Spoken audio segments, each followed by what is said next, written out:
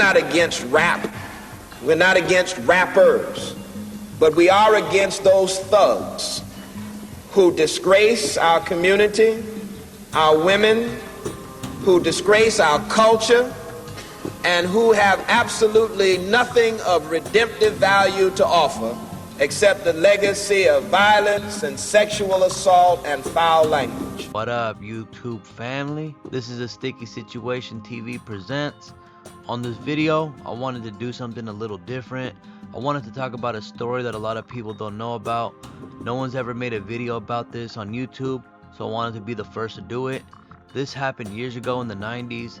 This story always gave me an eerie feeling since I first heard about it. It's not much about a rapper, it's a crime story, but this horrific crime does have a connection to a rapper. I don't only make documentaries about rappers, I also like to make videos about real life crimes that are connected to the rap world. This is a story about an 18-year-old rap fan, Joseph Gallegos. Before getting into all that, we are going to dive into the subgenre of hip-hop, gangsta rap. Gangsta rap made its mark as a subgenre of hip-hop in the late 80s. Since the beginning, gangsta rap was always looked down upon. Gangsta rap has been recurrently accused of promoting drugs, alcohol, and violence.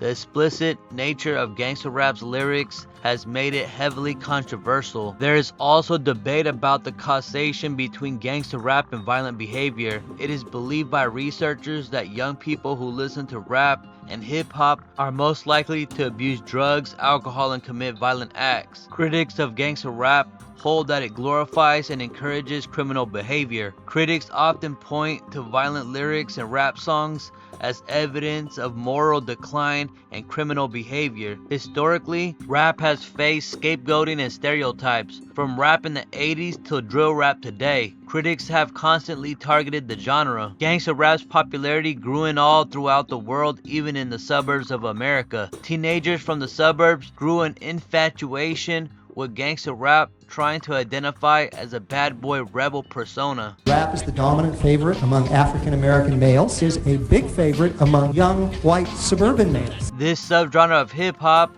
and rap has been highly criticized by parents, the media, and the justice system, but highly acclaimed by teenagers. As corny as it sounds, this still exists till this very day. This influence with gangsta rap can also become dangerous, as some believe it or not. We've seen it all from suburban rich white kids become gang members, to creating fake suburban gangs, to individuals committing mass murders because they were supposedly influenced by gangsta rap. Before gangsta rap, heavy metal rock music had a bad reputation for being a negative influence for the youth. From serial killers to teenagers committing suicide, heavy metal supposedly plays a part in it all. I've said from the beginning that this music is drug-driven, greed-driven, and violence-driven. Rap music, gangster rap songs that debase women, degrades the value of life, promotion of drugs and violence, derogatory lyrics about women and minorities, explicit sex or violent lyrics, racism and inciting violence, the get-rich-or-die-trying attitude that you see in hip-hop, teenage pregnancies, transmitted diseases, teen suicide, casual drug use. This offends me as a black woman, still calling us hoes, bitches, and sluts. It's calling us niggers. And now it's also defaming our faith. Consider a song like Slap a Hoe, which you mentioned, by the group Dove Shack, which touts the virtues of a machine that automatically smacks a wife or girlfriend into line. Bomb the hoochies with precision. Ain't nothing but a gangster party.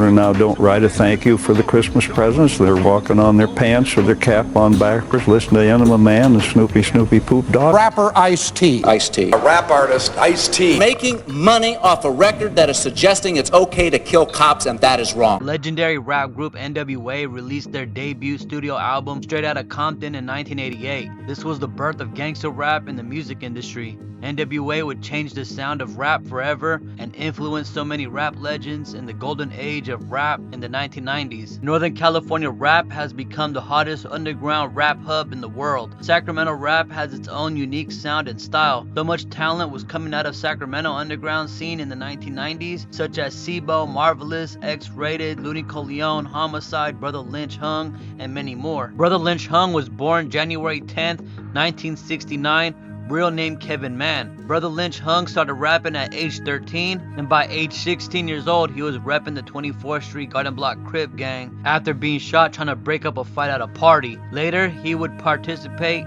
in rap battles and being known for rap battling other up-and-coming rappers from Sacramento and some of their local high schools like Kennedy High School and Burbank High School. At this time, Brotha Lynch would be going by the rap name Ice Cold. Let me tell you something, Kennedy, Burbank rap battles. It turn out to a fight. You lucky if it don't turn out to a fight. But them, that's where all the great lyricists in Sacramento really put their work in at, got motivated at, going against other entertainers in the neighborhood through different neighborhoods or whatever it was. But man, Burbank and Kennedy, man, they used to be the spot, homie, straight up.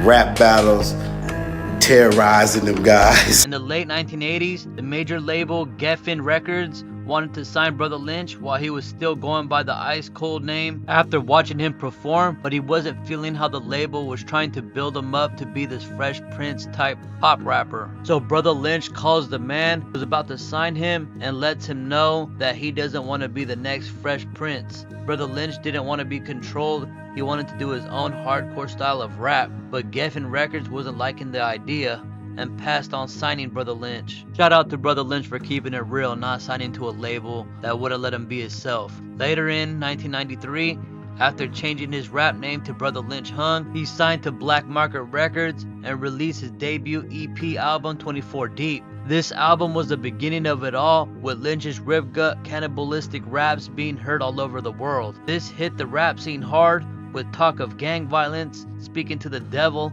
and cannibalism. The album 24 Deep reached number 91 on the Billboard's R&B and hip hop albums chart and would later become certified gold. This would later prove Brotha Lynch Hung to be one of the pioneers of horrorcore rap in California. In February 1995, Brotha Lynch would shake the world with his iconic classic album, Season of the Sickness, The Resurrection. This album was Lynch's official debut studio album. Lynch kicked it up a few notches with his rip gut cannibalistic raps. These raps were way more controversial and violent than his previous EP album 24 Deep, with the constant baby killer raps and more conversations with the devil. The whole album has an eerie feeling to it. It's like listening to a horror movie. The album was a success and reached number 26 on the Billboard's R&B and hip hop albums chart and number 163 on the Billboard's 200 chart. The album gained 4.5 stars out of 5 from AllMusic and would later reach certified gold. But this story isn't about Brotha Lynch Hung. This is where the rap story turns into a crime story. Over 1,100 miles away from California in Colorado, Joseph Edwards Gallegos, aka Bubba, born February 22nd, 1978 in Vernal, Utah.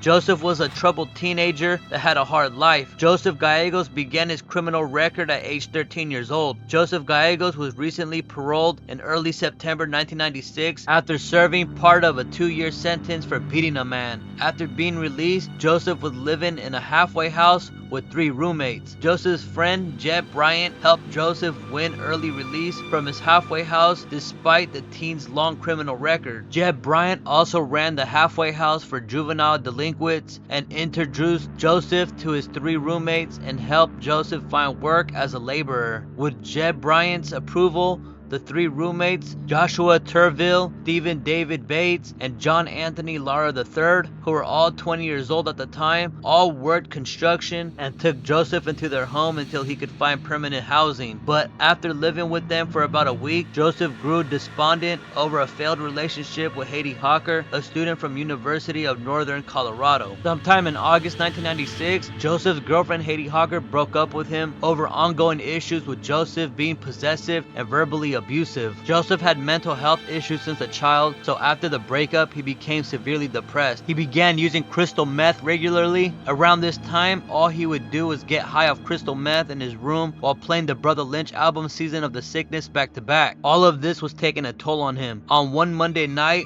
while on the phone with 18-year-old Haiti Hawker, Joseph had an unsuccessful attempt with getting back together with his ex-girlfriend Haiti. Joseph began losing it and screaming through the phone at Haiti Hawker while still on a meth binge. Joseph sat in his room still getting high off meth while replaying the Brotha Lynch song Loc to the Brain over and over on repeat. Finally, on Tuesday, September 24th, 1996, Joseph snapped. He began ripping all the phones off the walls and locking all the doors in the house he was staying at. Joseph then got a gun and executed all 3 of his roommates by shooting them in the head one by one. The Brotha Lynch song Loc to the Brain was still playing on repeat. After the shooting, Joseph took one of the victims' cars and drove 350 miles across the state to the University of Northern Colorado, where his ex-girlfriend Haiti attended. When Joseph arrived to the university, he headed to the dormitory where Haiti was staying at. Joseph seen Haiti walking towards her dorm room and surprised her in a bad way. Haiti told Joseph to leave, and when he entered the room, Joseph forced Haiti inside, pulling out a gun, keeping Haiti and 2 other women hostage. Joseph told Haiti that he was there to take her life since she took his. After a while, Haiti talked Joseph into letting her use the bathroom, which was in the hallway. After she walked towards the bathroom, she began running, trying to escape, but was shot in the foot by Joseph. At this time, one of the hostages escaped through the window. Joseph got Haiti back into the room. After a 4-hour standoff with the police, he traded one of the hostages for a 6-pack of soft drinks. He then told the police about the triple murder he committed at the halfway house he was staying at. The roommate of Haiti, who escaped after being held hostage, told the police Joseph never threatened to shoot the hostages. He would just show them a gun and wouldn't let them leave freely. Joseph had told his ex-girlfriend that he had lost it and he was going crazy. After a few more hours, Joseph would open a window, sticking out his head with his eyes closed. A police sniper then took the opportunity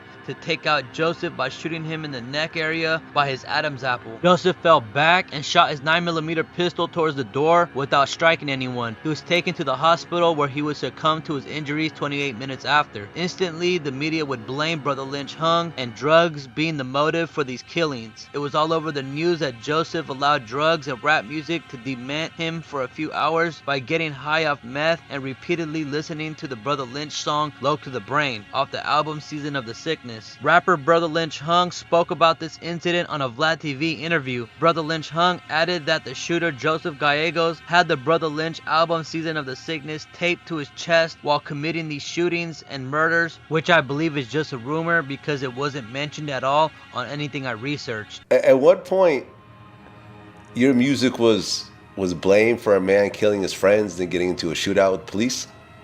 Yeah, I guess he taped one of my albums to his chest, ran up in the house and shot up his family. And so they put me on this one lady's talk show. I went on there with the owner and CEO of Black Market Records. And they pretty much tried to just go in on me, try to make it seem like it was my fault for making that kind of music. Okay, and which album was it? Season of the Sickness. Okay, so someone took Season of the Sickness, listened to it a lot, obviously, taped it to their chest, and then walked in and killed a bunch of their friends. Their family. Their family? Yeah. And needed somebody to blame, so I guess that's what the tape was for. Haiti Hawker was treated for her injuries and made a full recovery. None of the other hostages were hurt during the standoff. Joseph Gallegos died from his injuries in the hospital at age 18 years old, and he was buried at Cortez Cemetery in Montezuma County, Colorado, September 24, 1996. Joseph's 3 roommates all died at the scene. Brotha Lynch Hung caught a lot of blame for that incident, which I think isn't fair at all. I believe any music can have an influence with anyone at a point, especially with this mainstream music these days. I'm sure when these young kids listen to someone rapping about killing over and over and doing drugs, it gets to the point where they end up doing it. Or when these young girls listen to a rapper like Sexy Red rapping about being a freak, they think it's cool and end up being little thoughts with no respect for themselves. Anyways, I'm gonna end it there. Shout out to all my true supporters. Thank you so much. I truly appreciate all the love. I'm almost at my goal of 50,000 subscribers. That's such a big deal to me. I can't believe I've gotten this far. My next goal is going to be 100,000 subscribers. So please make sure you subscribe right now if you haven't already. Also, please like the video. It really helps out the video getting out there more. I know I haven't been doing much content lately, but I'm going to start dropping more often. I have so much stuff in the works. Anyways, I'm going to stop it there. And until next time, I'm out. Look to the brain, insane, every day, all day is CBK. Where niggas load they straps, cause the rivals on their way. Bye.